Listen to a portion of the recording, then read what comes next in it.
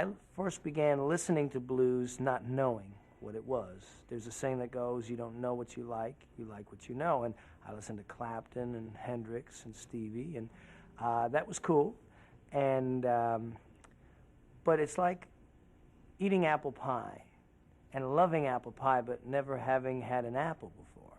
So I went to the third floor of a music store, climbed all the way there, got in, rustled through some CDs, and I found a B.B. King CD called Live at the Regal for $7.99. New. That's Canadian dollars, which is about $5.99 American. And I bought it. Went home. I was a teenager. Got on the bus, opened it up, put it on the CD player, and within a minute, I knew I had found home.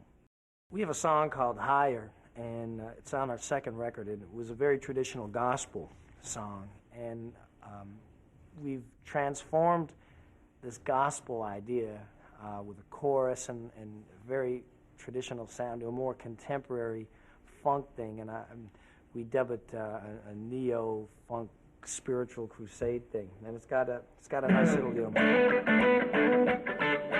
It's got two pieces to it, and it's really a cool thing, you know, and it's sort of like the blues with the tension and the release. The A part of the song is a very tense groove idea with very spiritual lyrics, and then the second part is just a release, but it's a very powerful, it's like opening up the floodgates.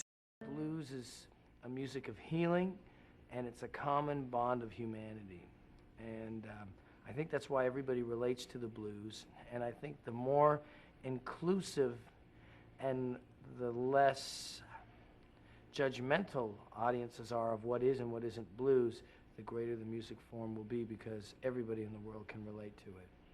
It's tough when you play an instrument, because if you're really playing it, you're singing. And you're singing with your hands, but in your mind, your mouth is what makes the sound. So I think sometimes your mouth is going to move, or your face is going. It's almost like you're possessed. I mean, you put up your antenna, you set the radio station, you try to get the frequency happening, and you try to get tuned into this greater thing.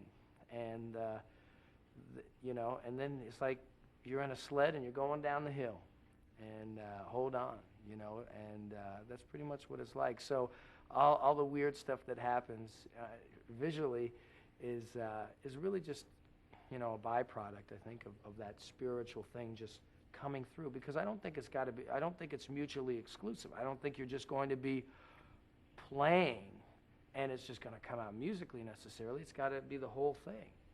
It's all about tension and release. Even when you're playing a guitar solo or any sort of musical solo, if you, B.B. King says, if you scream at people all the time, they'll get scared and run away. Well, it's like when you're playing music, you got to make it exciting, you got to make it passionate, but if it's passionate all the time, if there's no dynamics to it, if there's no high, then there's no low. If there's no low, there's no high. You need both of these things. And it's like, it's a symbiotic thing. It's like the world, you know. We have trees and we have humans, and we need both of these things to keep our environment going. So with blues, the first chord is a tension chord. And then the second, which is they call this the one chord for the technical people. That's a tense chord. Then the following chord is a release. Sort of like breathing. You inhale, you exhale, you know, and then you inhale, then you exhale, and you go to the 5 chord, which is somewhere in between. You know, and then you go back to the release, and then you go back tension, release, tension, half tension. And when you solo, it should be the same way, you know, it should be tension, and then release. Sort of halfway, and then bam, you sting it.